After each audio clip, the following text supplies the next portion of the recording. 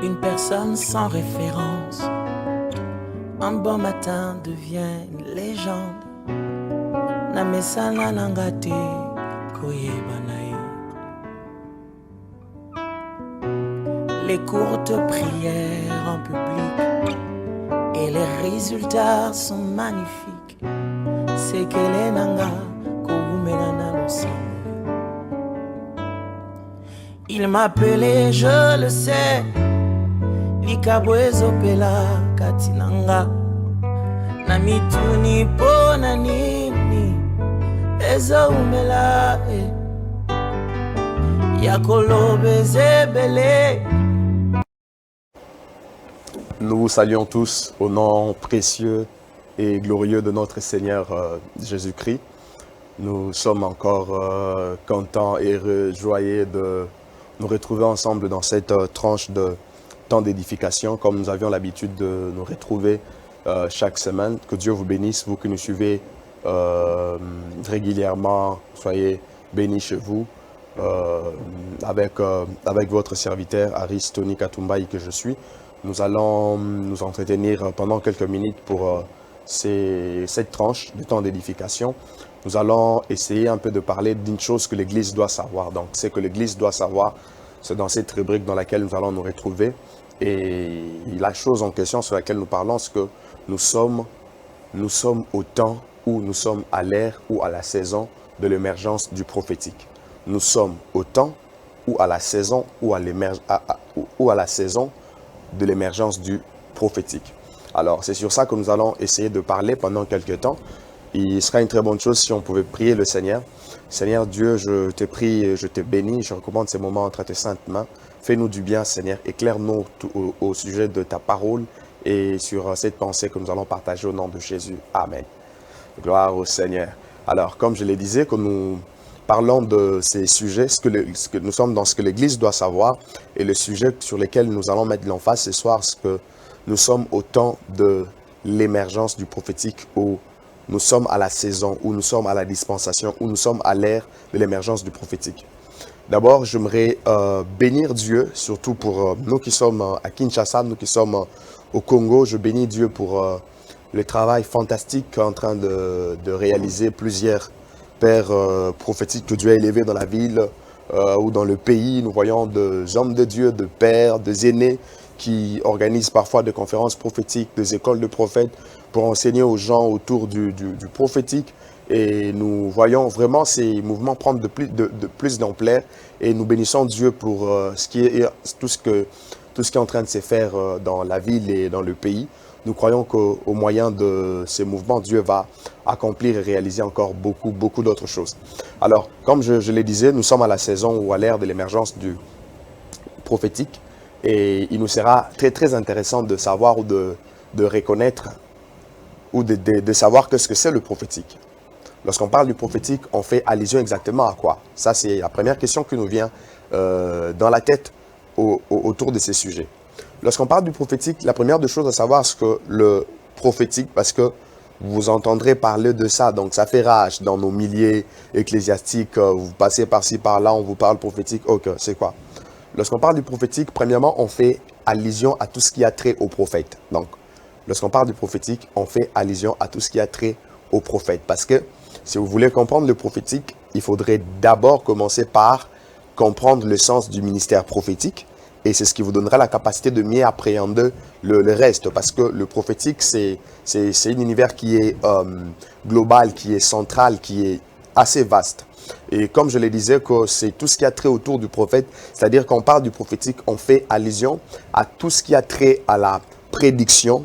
On fait allusion à tout ce qui a trait à la capacité d'écouter la voix de Dieu, à la capacité d'écouter Dieu, de parler sous l'inspiration de Dieu. Voyez-vous? Donc, quelqu'un qui parle sous l'inspiration de Dieu. Donc, c'est la capacité de comprendre la pensée de Dieu, la capacité de comprendre le cœur de Dieu. Donc, c'est-à-dire, dans vos actions, dans votre façon de parler, vous puissiez refléter les intentions de Dieu. Donc, c'est dans ce sens-là qu'on parle du prophétique. Et nous pensons que le prophétique va plus loin, au-delà même de ce que nous venons de dire. Parce que ça, c'est juste de manière simple que nous pouvions expliquer ou parler un peu sur le prophétique.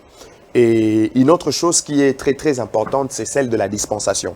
Parce que je viens de vous dire que nous sommes à la saison ou à l'ère ou à la dispensation de l'émergence du prophétique.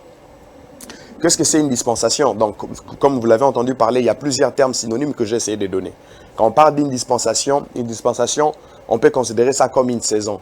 On peut considérer ça comme une ère. Donc, ça peut aussi être, c'est comme, comment je peux dire encore? Une dispensation, ce sont des phases, ce sont des époques, vous voyez?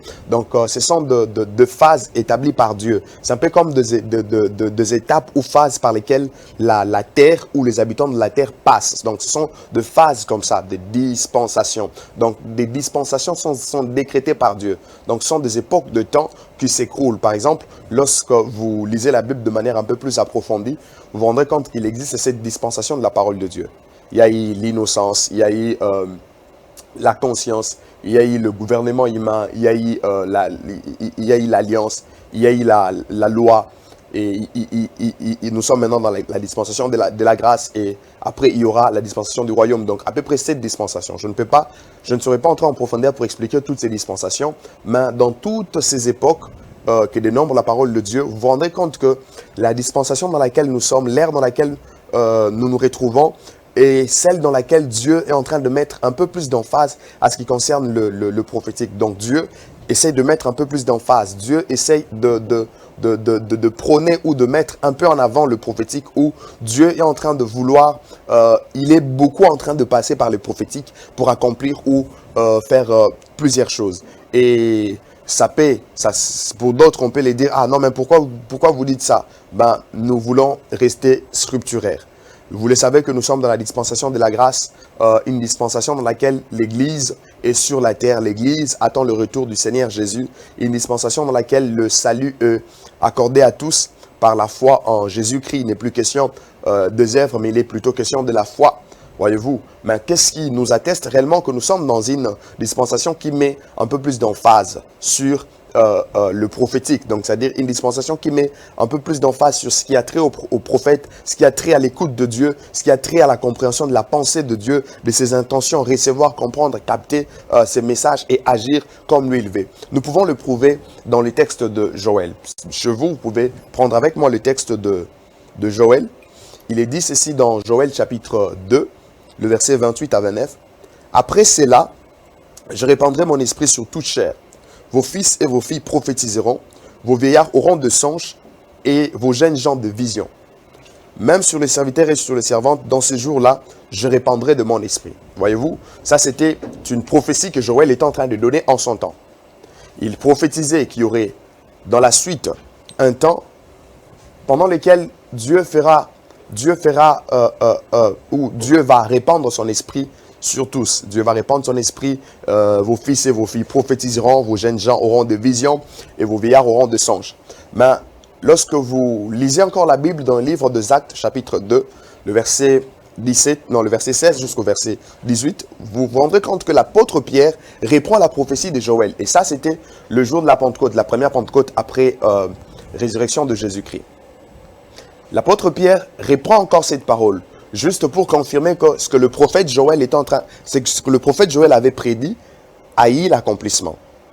Et c'est en ces jours-là qu'il y a eu effusion de l'esprit, et l'esprit était répandu sur tous. Quand on dit que l'esprit était répandu sur tous, c'est juste parce qu'auparavant, on n'avait pas, c'est-à-dire tous n'avaient pas la possibilité ou la capacité de recevoir l'esprit, parce que l'esprit pouvait descendre sur le prophète et agir, et l'esprit part. Mais depuis ce jour-là, il y a maintenant permanence de l'esprit, voyez-vous. Donc permanence de l'esprit, l'esprit habite dans le croyant, l'esprit est en nous, l'esprit est sur nous. Donc Dieu nous a fait maintenant grâce de vivre cela. Et cette dispensation est caractérisée parce que Joël dit, vos fils et vos filles prophétiseront, vos jeunes gens auront des visions et vos vieillards auront des songes. Lorsque vous analysez ces textes de manière un peu plus approfondie, vous vous rendrez compte que ce texte en fait est en train de toucher toute la dimension prophétique même de l'Ancien Testament. Parce que quand on parle de vos fils et vos filles qui prophétiseront, on fait allusion à des nabis, on fait allusion à des personnes qui sont capables d'écouter et de parler de la part de Dieu. Et quand on dit que vos jeunes gens auront de visions, on fait allusion à des voyants, on utilise dans les termes En d'autres termes, on parle de roé, raa, chosé. Donc, ce sont de voyants, de personnes qui sont capables de voir en esprit, avec le yeux physique ouvert, et de personnes qui peuvent voir simultanément dans les deux mondes, voyez-vous. Et en dehors de ça, on dit que vos vieillards auront de songes. Vos vieillards auront de songes. Donc, vous voyez que toute la mission prophétique de l'Ancien Testament est résumée dans ça. Et l'emphase est mise dans cette période dans laquelle nous nous retrouvons. Et vous verrez qu'on a parlé de on a parlé de jeunes gens, vos fils et vos filles, on a parlé aussi de vieillards. Donc, il n'y a aucune catégorie de personnes qui est exemptée. Donc, toutes les catégories de personnes ont cet accès, voyez-vous. Toutes les catégories de personnes ont cet accès de pouvoir recevoir l'Esprit de Dieu et de vivre le prophétique. De vivre le prophétique, c'est-à-dire d'être à mesure d'écouter la voix de Dieu, d'être à mesure de transmettre la pensée de Dieu aux autres, d'être à mesure de comprendre le cœur de Dieu et ses intentions. C'est dans cette dispensation dans laquelle nous sommes. Quelle dispensation merveilleuse et très bonne pour nous. Waouh! Et j'aimerais insister sur un aspect de choses, parce que lorsque nous comprenons que nous sommes dans la saison où nous sommes dans l'ère de l'émergence du prophétique, j'avais expliqué c'était quoi le prophétique au départ, il y a deux choses que l'Église doit faire et il y a deux choses que l'Église ne doit pas faire. Pourquoi nous sommes en train de les dire? Nous pensons au plus profond de nous avec conviction que l'Église ne doit pas seulement se mettre à parler en mal de ce qui est de la notion du prophétique ou même de ce qui est de prophète entre guillemets. Parce qu'aujourd'hui, vous entendrez les gens dire non, le prophète sont des gens qui divisent des familles.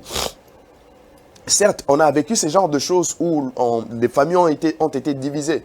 Mais ça ne veut pas dire que Dieu a cessé d'utiliser le prophète.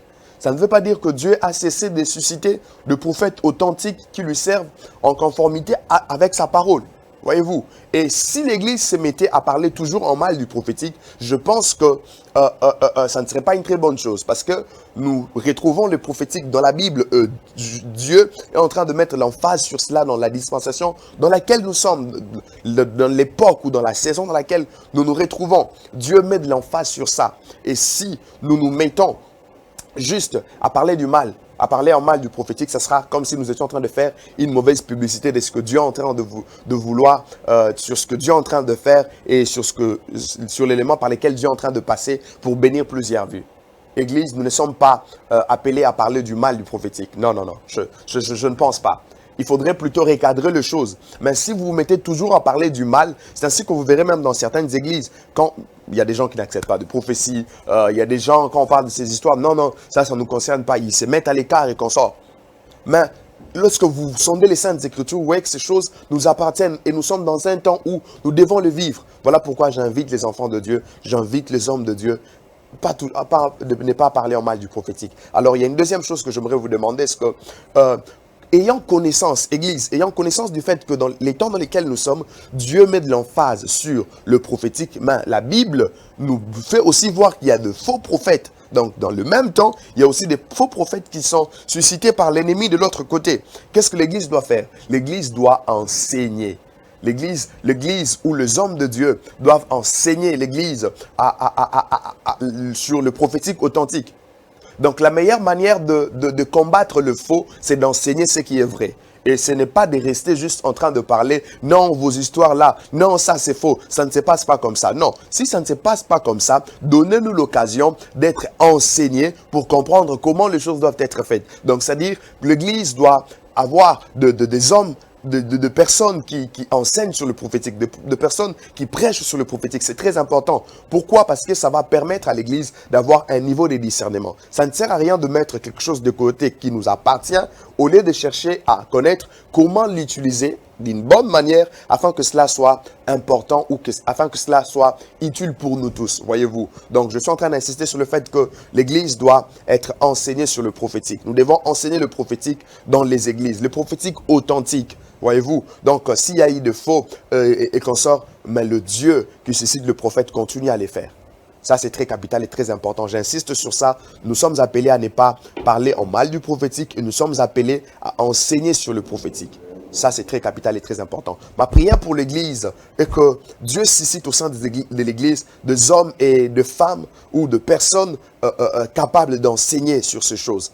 de personnes ayant un appel dans le domaine et enseignant et éclairant les enfants de Dieu par rapport aux Saintes Écritures. Et là, ça sera limpide et ça sera cool. Certes, il y a eu des gens qui ont manqué parfois de l'éthique, mais ça a été peut-être un problème d'encadrement.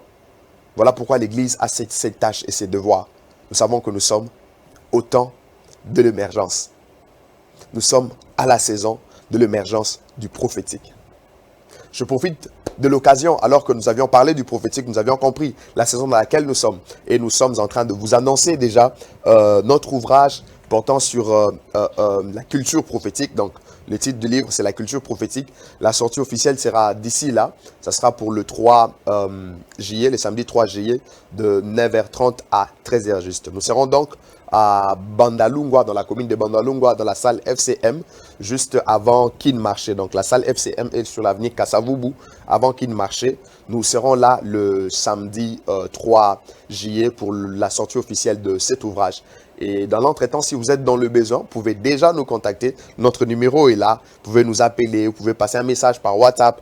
Nous allons réceptionner. Si vous êtes dans le besoin, on peut toutefois aussi vous livrer avant sortie officielle. Donc, je crois que cela sera très bénéfique pour l'Église et nous pouvons faire l'effort de nous en approprier et ça va beaucoup nous bénir. Que le Seigneur nous bénisse énormément.